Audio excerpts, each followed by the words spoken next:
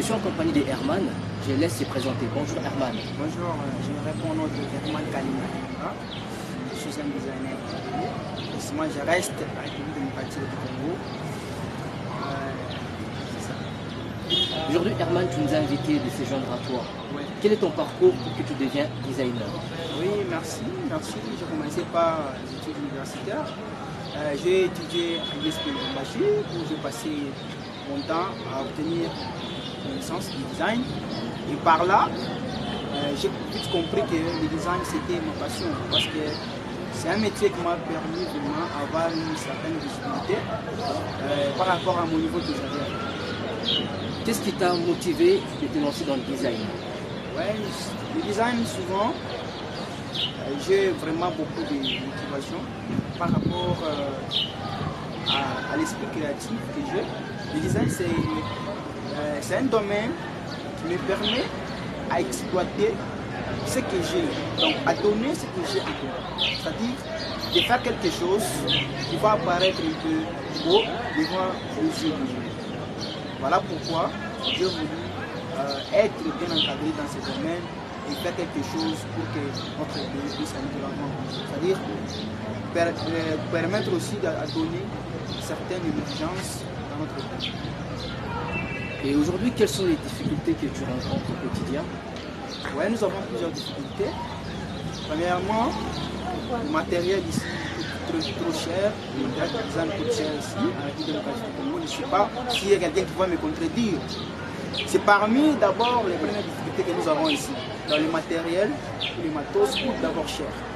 Et deuxièmement, le design, souvent, les gens ont l'habitude de sous-estimer le travail des autres. C'est-à-dire il y a quelqu'un, par exemple, qui a fait le design, je ne sais pas, à travers une personne du quartier. Donc, il a ses prix qu'il donne. Et nous aussi qui avons appris ça à l'école, passé par certaines formations, des bases, nous avons aussi montré que nous pouvons lancer. Okay. Maintenant, si vous tombez sur le marché d'un client qui a travaillé par exemple avec quelqu'un du quartier, où il travaille de 500 $, pour lui, il le fait à 100 $.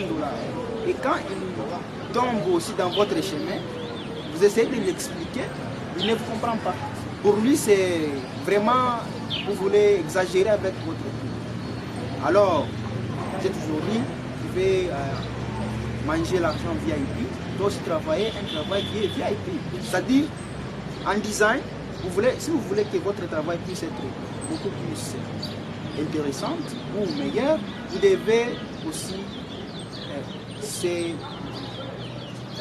aussi comprendre et accomplir quelques règles qu'on vous demande pour réaliser votre travail dans la façon que vous voulez que ça soit.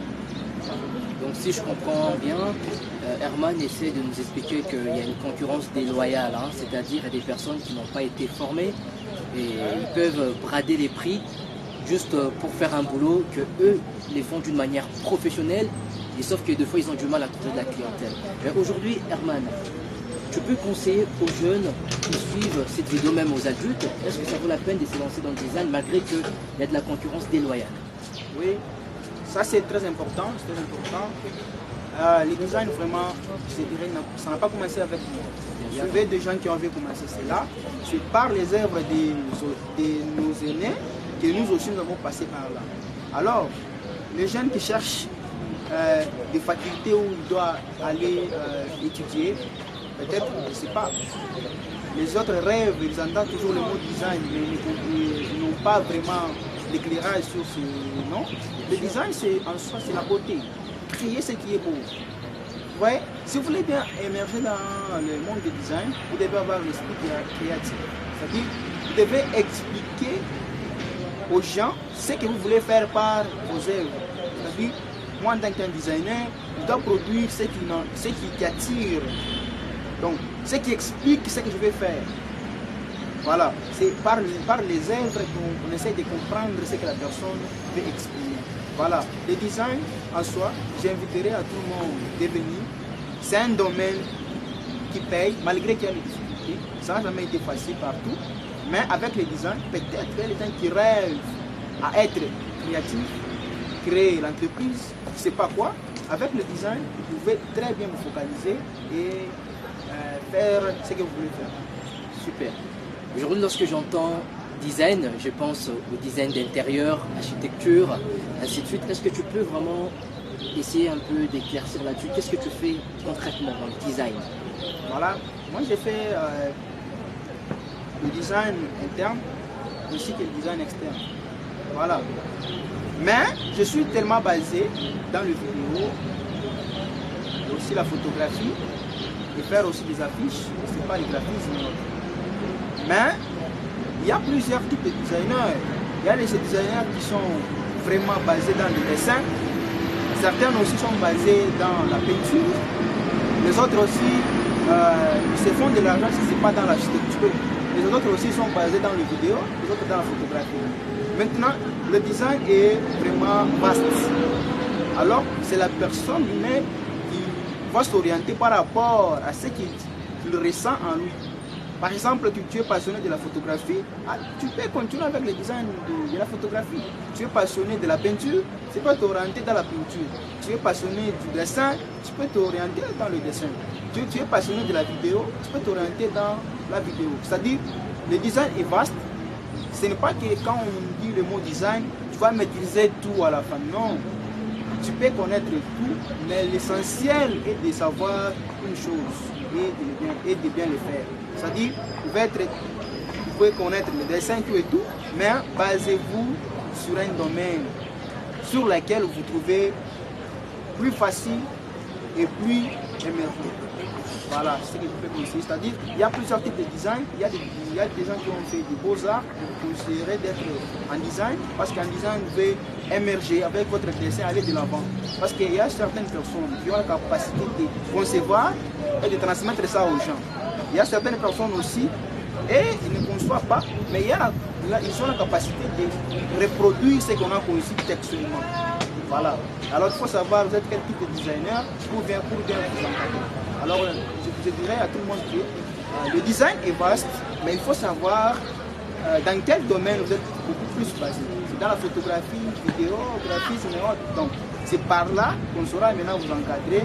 Non, comme tu es basé beaucoup plus sur ça, tu dois faire ça. C'est impressionnant. Donc il y a des designers qui sont là pour juste dessiner, concevoir et donner aux autres de réaliser. Bon, particulièrement il y a certaines personnes que j'étudie avec et ils ne sont pas très forts sur la machine, mais ils ont quand même la capacité de concevoir une chose et de le transmettre. Et vous avez la capacité de travailler sur les machines, vous le réalisez effectivement, il vous a transmis et à la fin c'est très bien. Donc il va falloir se spécialiser quoi. Oui, effectivement il faut se spécialiser dans un domaine précis où on veut émerger ou aller de l'avant. Ce n'est pas que vous allez maîtriser tout le design, non. Bon, il est nécessaire de maîtriser tout, mais de savoir bien faire une chose. Voilà, vous pouvez s'intéresser à tout, mais au finish, vous retrouvez, vous êtes à moitié.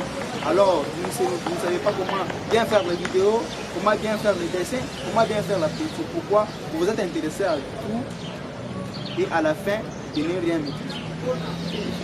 Et aujourd'hui, comment, Herman, tu peux définir l'entrepreneuriat en RDC? Voilà, je n'ai pas beaucoup de définitions sur ça. Bon, je vais essayer. Selon ce que moi j'ai compris sur l'entrepreneuriat, l'entrepreneuriat juste, ça explique comment est-ce que les gens peuvent être orientés dans des domaines qu'ils ont effectués. Par exemple, à l'école, vous avez terminé dans un domaine quelconque, mais l'entrepreneuriat est là pour vous encadrer, vous orienter dans les domaines que vous voulez travailler. Et de dire aussi aux jeunes comme nous, de ne pas seulement être derrière les autres, attendre l'entreprise de tel pour aller entrer et travailler. Et attendre par exemple l'entreprise qui existe déjà pour aller travailler là-bas. Non, l'entrepreneuriat est là pour nous encadrer à créer nos propres activités afin que les autres aussi puissent venir s'intégrer à nous et faire avancer le pays dans l'émergence. Ce n'est pas dire que toutes les entreprises que nous avons ici, c'est fini, on ne peut pas créer une autre entreprise. Non, nous sommes aussi capables de créer une entreprise en fonction de ce qu'on a travaillé, de ce qu'on a étudié, de ce qu'on a conçu comme idée, selon des facultés que nous avons suivies, soit selon des connaissances théoriques que nous avons. Maintenant, nous devons les appliquer dans nos propres domaines. Donc l'entrepreneuriat est là pour nous encadrer dans des domaines et d'aller beaucoup plus de l'avant. C'est vrai que les salariats, c'est bien pour démarrer quelque part, mais si vous avez la possibilité, chers amis, de monter votre entreprise, n'hésitez surtout pas, parce qu'aujourd'hui, tout le monde, je peux dire, souhaite toujours chercher un travail. Je veux un travail. Mais quand est-ce que nous allons créer? Comme l'a dit Herman, c'est pas parce qu'il y a des entreprises qui existent que vous aussi, vous allez être découragé de ne pas créer la vôtre. Non, au contraire. C'est-à-dire qu'il y a un marché qui existe. C'est à vous maintenant de trouver votre place afin d'attirer une clientèle et de la fidéliser. Donc aujourd'hui, par rapport aux jeunes qui s'élancent dans l'entrepreneuriat, tu as déjà eu à rencontrer quelques-uns? Oui, il y en a plusieurs. Il y en a plusieurs. Bon, qui t'inspirent? Oui, effectivement. Bon, je dirais oui. C'est grâce peut-être à ce que nous avons déjà vécu et ça nous permet aussi de faire quelque chose dans nos pays. C'est un peu ça. Il y en a plusieurs qui sont déjà investis dans l'entrepreneuriat et ça émerge. Ils sont au niveau où peut-être il peut aussi compter que la personne est là et son entreprise est là. C'est super. L'entrepreneuriat, c'est juste encadrer les autres. Comment ils peuvent se retrouver facilement dans un domaine qu'ils cherchent à développer. Voilà pourquoi j'ai toujours eu de créer mon propre emploi, malgré que j'aime travailler avec les partenaires, les autres, mais en soi, je préfère aussi créer mon propre emploi et aller de l'avant. C'est super. Donc aujourd'hui, tu crois fortement à l'entrepreneuriat et au salariat? Oui. Vous voyez, d'abord, premièrement, on ne doit pas se baser sur l'argent, mais il faut se baser sur un travail. Parce que l'argent nous revient, c'est lorsque on a un travail bien fait. Je ne pense pas que personne peut espérer d'avoir beaucoup d'argent s'il ne travaille pas. Moi, même le fétichisme aussi, ça demande trop de sacrifices. Alors, nous qui sommes chrétiens, nous sommes chrétiens, vous aussi, je pense, nous sommes appelés à bien travailler. Donc, à fournir des efforts. Donc, même la Bible dit, bon, je m'excuse d'être trop chrétien, la Bible dit, tu mangeras la sueur de ton front. C'est-à-dire, il y a droit de manger, c'est son travail. Donc, tu dois mouiller ton maillot pour bien manger. C'est-à-dire, sérieusement mouiller ton maillot pour bien manger. Si tu restes bras croisés à la maison, ne pensez pas que la manne tombera encore du ciel. Ça, c'est ne crois pas. Voilà pourquoi nous sommes vraiment obligés de bien travailler, de tout donner pour aller de l'avant. Ça ne sera pas facile, ce ne sera jamais facile. Ça c'est super, super. Parce qu'aujourd'hui les amis, vous devez payer le prix du sacrifice. Rien n'est facile, hein, comme l'a dit Herman. Et aujourd'hui, par rapport au paiement d'affaires ici en RDC, est-ce que tu peux inviter les gens qui vont regarder cette vidéo d'investir ici ou pas? Effectivement, ça c'est vraiment très important. Je dirais à tout le monde, à tous ceux qui cherchent par où entrer, à tous ceux qui a peut-être des moyens, mais il ne sait pas comment se baser. Je lui demanderai de venir investir ici. Nous avons des gens qui ont la possibilité de les encadrer, comme vous êtes là. Nous avons encore d'autres personnes qui rêvent peut-être de créer des entreprises.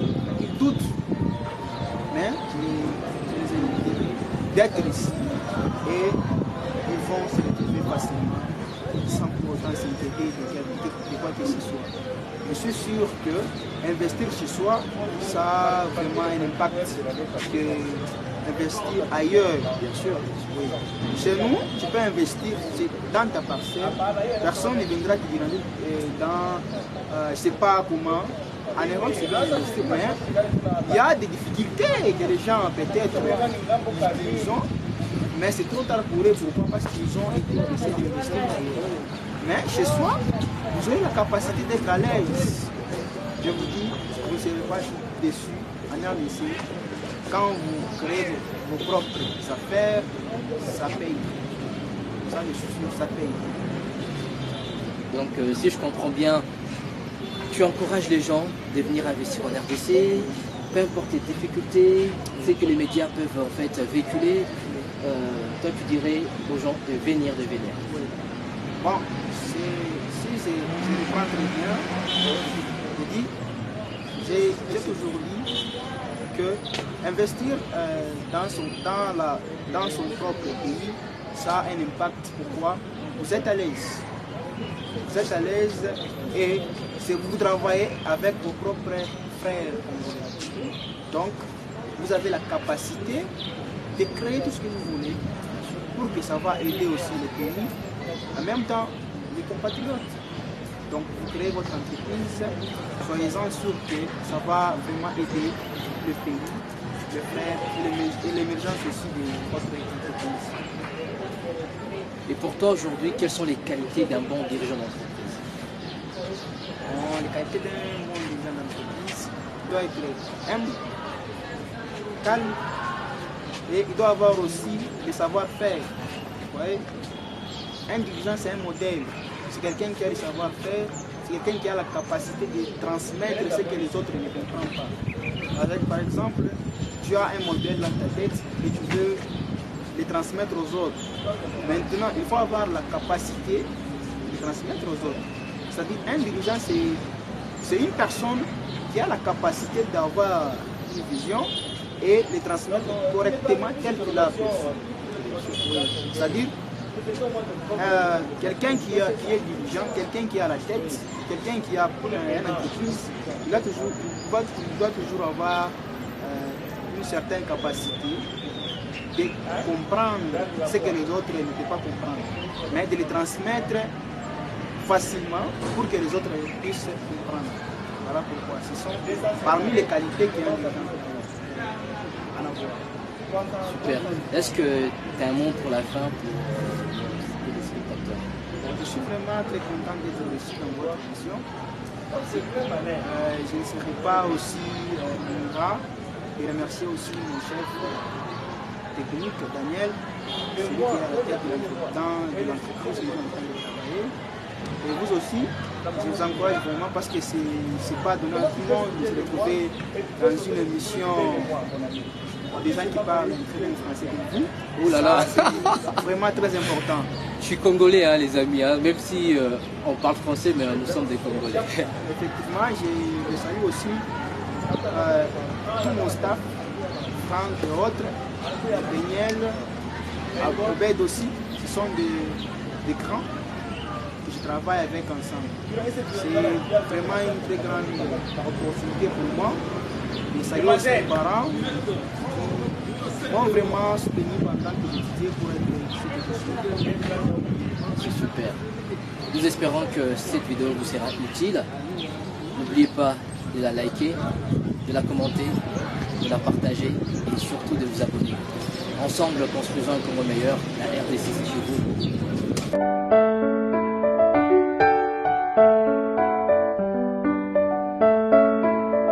T'es belle dans tous tes états. T'es belle quand tu boudes, ton sourire reste le top. Et je t'aime, c'est tout. Fais-moi tout.